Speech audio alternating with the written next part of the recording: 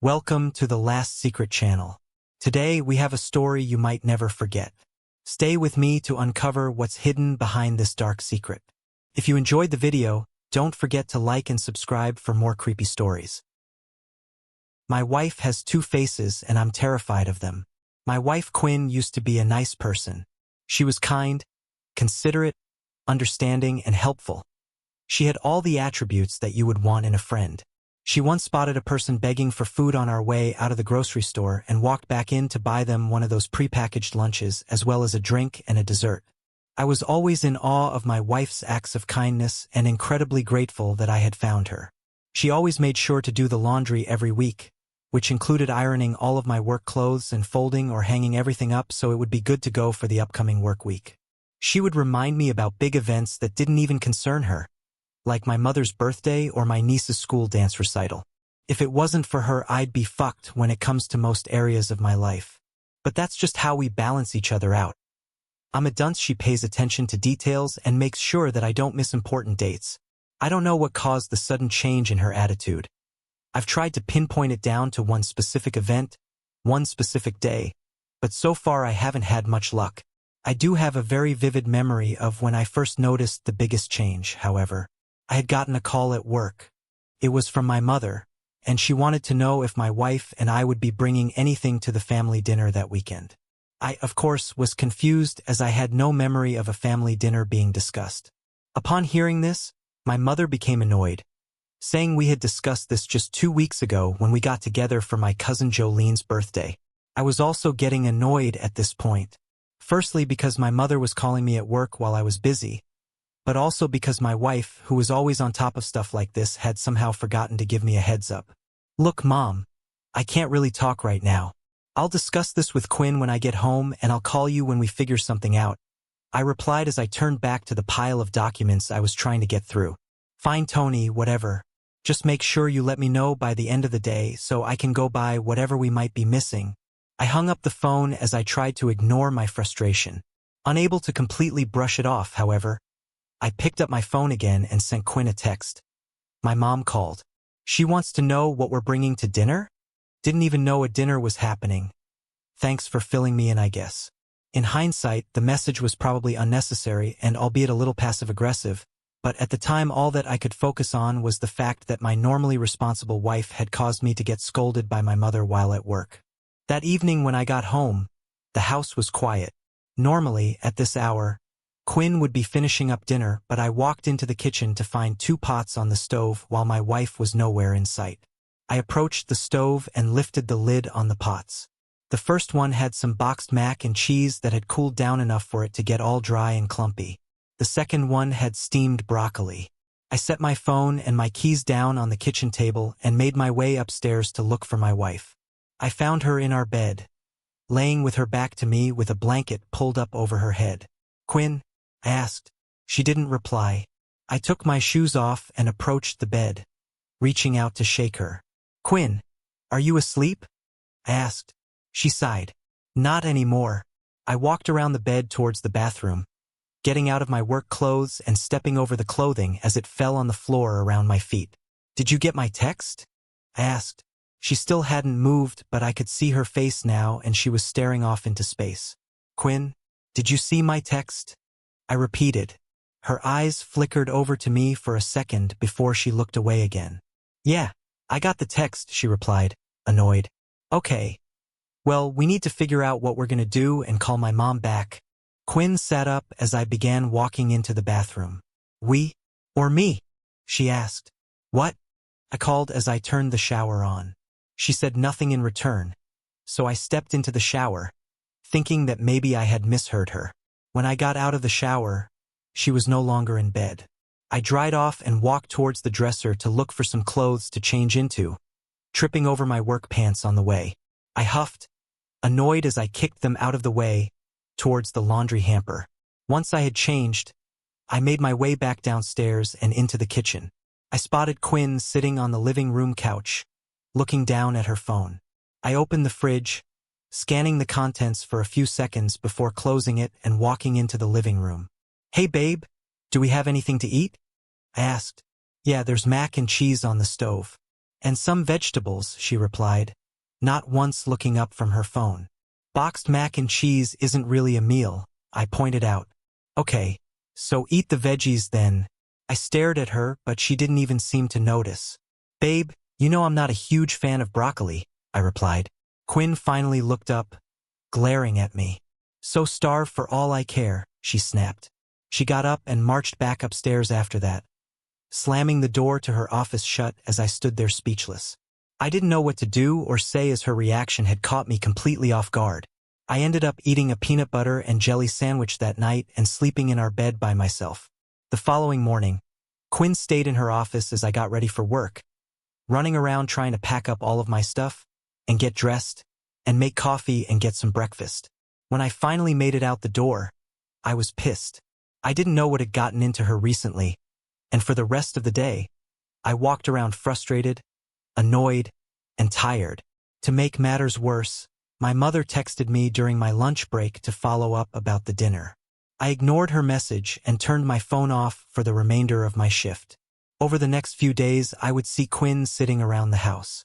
Every day when I got home was the same, however. I would come back to either no dinner or random leftovers of whatever she had eaten.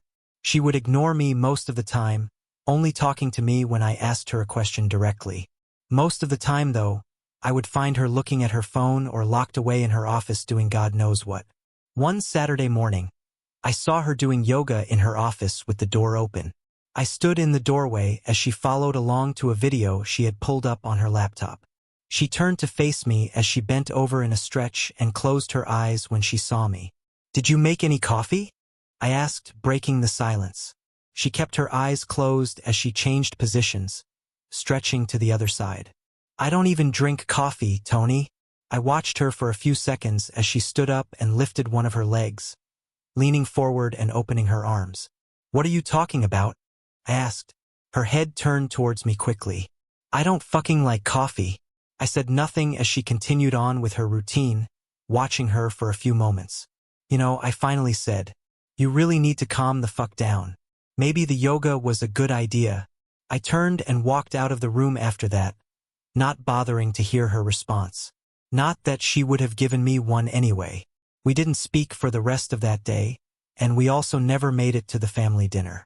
I, of course, received calls from family members wondering where we were. Feeling petty, I decided to tell them that it was Quinn's fault, that she was the one who didn't want to see them.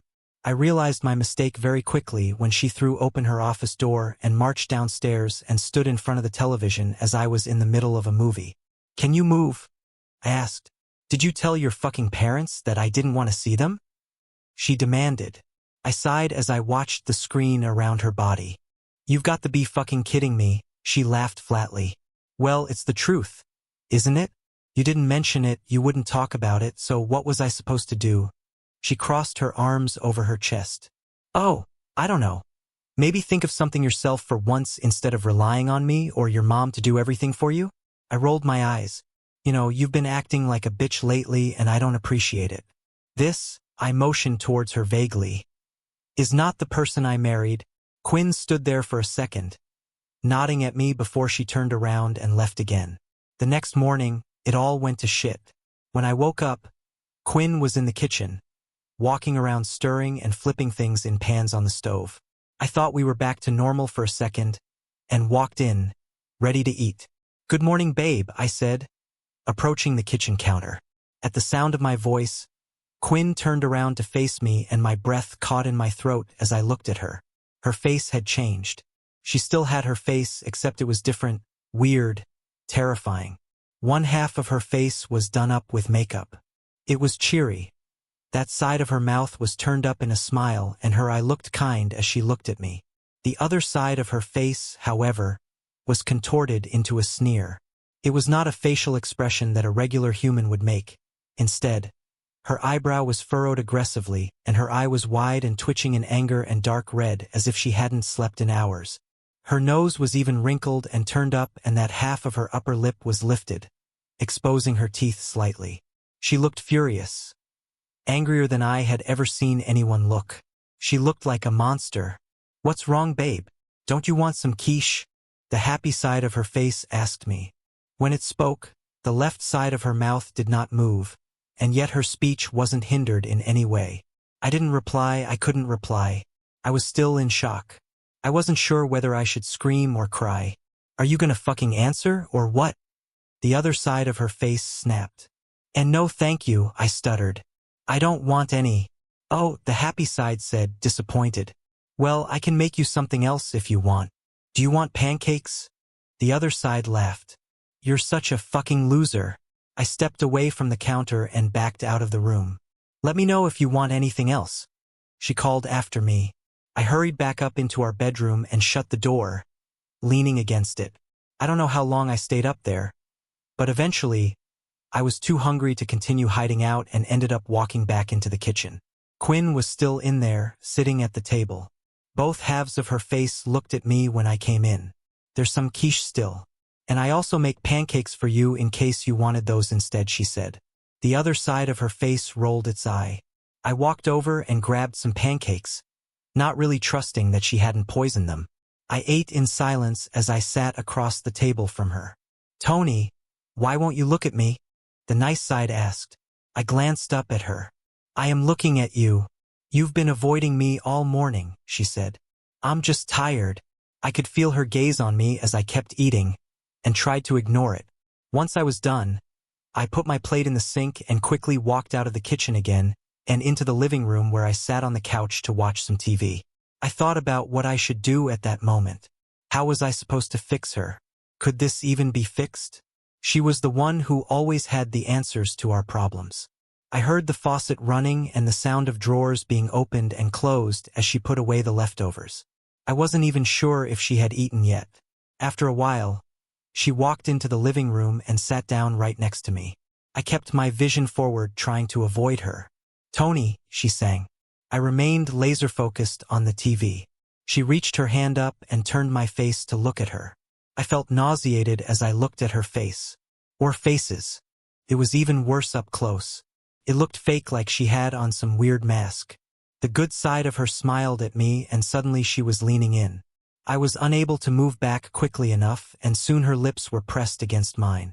I stayed still until I felt her teeth bite down on my lip. Ouch! I mumbled. She bit harder. Ow! I yelled, pulling back. She kept biting, moving her teeth back and forth like she was trying to saw through my lip. I shouted as I pushed her back, but she was freakishly strong for some reason. I wasn't able to pull her away until she had bitten off a piece of my lip. I stood up off the couch as blood ran down my chin, watching the evil side of her face chew my lip a few times before spitting it out at my feet. What the fuck? I shouted. The good side of her face kept smiling at me as if nothing had happened. Did you want to take this to the bedroom, babe? It asked. Fuck no. Do not follow me, you crazy bitch. I ran out of the living room as my mouth throbbed. I made it into the bedroom and headed towards the bathroom, tripping over my clothes and landing on my left knee. I closed my eyes and bit my lip in pain, which only added to the pain that was already there. I cried out as I slowly stood up and leaned against the bathroom counter, looking into the mirror. I looked almost as frightening as Quinn, with a chunk missing off my lip and blood dripping down my chin and throat. It had gotten on my shirt now as well, and I took it off, leaning forward to look at the injury in the mirror. I held my breath as I cleaned the wound to the best of my ability. Once all the blood had been rinsed off, the missing part of my lip looked about 10 times bigger. I grabbed some gauze and pressed it to the wound to try to stop the bleeding. I was getting dizzy. I sat down on the floor of the bathroom, pulling open the cabinets under the sink to grab the bottle of alcohol. I opened it and moved the bottle around under my nose to stop myself from passing out. After a few seconds, the dizziness went away and I leaned my head back against the wall as I set the alcohol down. I kept pressure on the wound, thinking back to the image of my wife chewing on my skin. When I opened my eyes again, I gasped. Quinn was crouched down right in front of me, leaning in towards my face. I tried to back up, but I was already up against the wall and had nowhere to go. Are you okay? The evil side asked me in a mocking tone. It no longer just looked angry. Now it was amused, almost smirking. I'm fine, I replied. Here, let me kiss it better, the other side offered. No, I snapped. She backed up, the good side of her face changing too, into a sad expression. "Why don't you want me, Tony?" it asked. "What?" I mumbled. "I thought this was what you wanted." "You thought this was what I wanted?" I asked, motioning at her face. "He doesn't like us anymore," the evil side replied, changing into an exaggerated frown. "Is that true, Tony?" the other side asked. "You bit my fucking lip off," I shouted. She stood up and looked down at me. "You've done a lot worse to me. This is the least that you could live with." I couldn't tell which side of her face said that, and I didn't really care to know. She left the room then, but neither of us have left the house. Quinn's face is the same, although it goes through moods. Sometimes, she doesn't stop staring at me for hours. She won't even blink. On more than one occasion, I've woken up in the middle of the night to find her hovering a mere few inches over me while she stares. Both sides of her face seem to hate me now for some reason.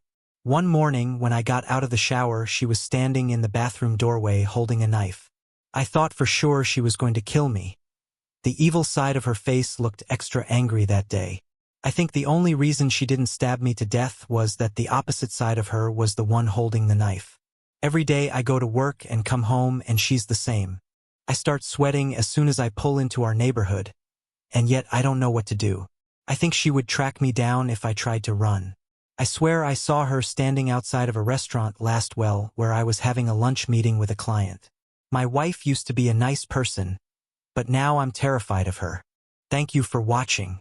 Don't forget to like, subscribe, and turn on notifications for upcoming videos. Stay tuned for more.